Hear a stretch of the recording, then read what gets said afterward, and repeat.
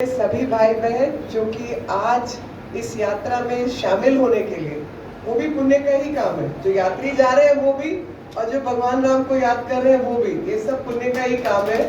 इस पुण्य के कार्य में सब शामिल होने के लिए, अपनी हाजिरी दर्ज कराने के लिए ईश्वर आपको जरूर कृपा प्रदान करेगा और हम सब उस पुण्य का भागीदारी बनेंगे।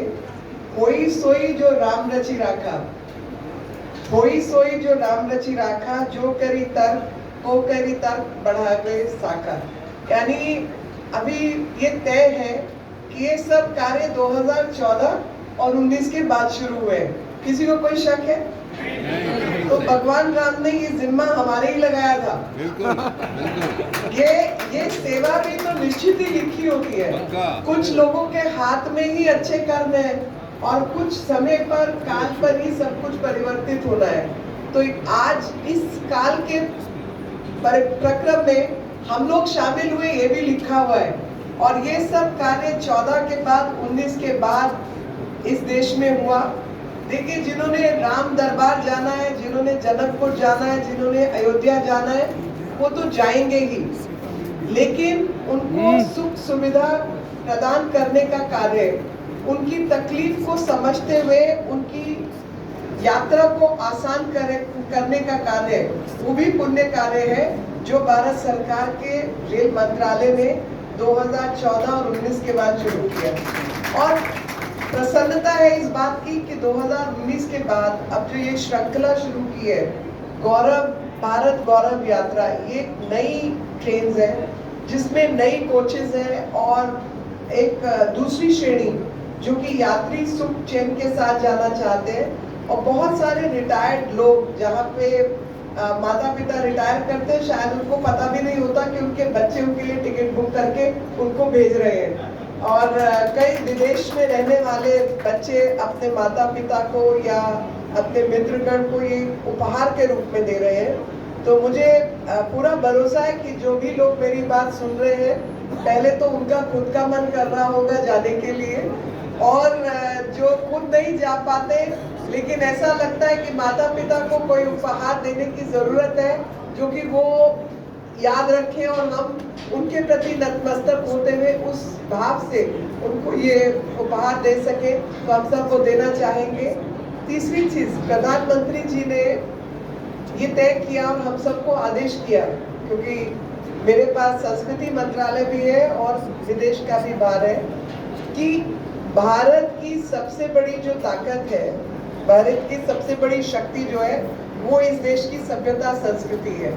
और सभ्यता संस्कृति को इस देश के जनजीवन ने हमेशा जोड़कर और संजो कर रखा है।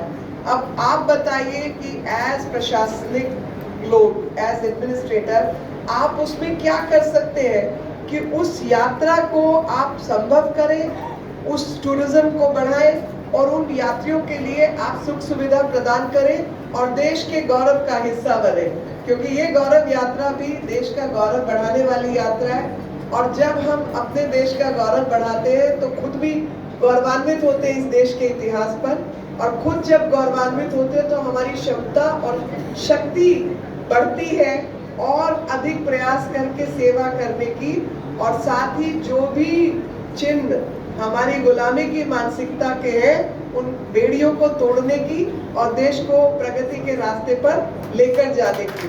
तो ये जो कार्य देश में हो रहे हैं, देश अपनी ऊर्जा का इस्तेमाल करते हुए, अपनी ट्रेनों का निर्माण करते हुए, प्रसन्नता इस बात की कि भारत सरकार की जो रेलवे मंत्रालय है, उसने तकरीबन 100% इलेक्ट्रिफिकेशन कर दिया, तकरीबन 100%। और मतलब 90% तो हो ही गया है, 100% की तरफ बढ़े हुए हैं। और ट्रेन के डिब्बे बनाने का काम, इंजन बनाने का काम, इलेक्ट्रिफिकेशन का काम, और सबसे बड़ी बात, जहाँ पर सबसे ज़्यादा एक्सीडेंट्स हुआ करते थे, लेवल क्रॉसिंग्स, वो भी इन्होंने सब बंद कर दिए तकरीबन।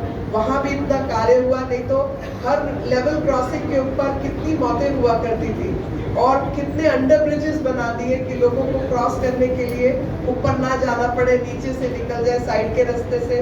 तो टारगेटेड काम जिस प्रकार से रेल मंत्रालय ने किया है, आम जन के जीवन को सुखद भी बनाया है और देश की सेवा के लिए जिस इंफ्रास्ट्रक्चर की ज़रूरत है उसमें भी कार्य किया। और आज ये कार्य के लिए मेरे को चुना इन लोगों ने, तो मैं इनके प्रति आभार व्यक्त करती हूँ कि मुझे मौका दिया इस यात्रा में शामिल होने का।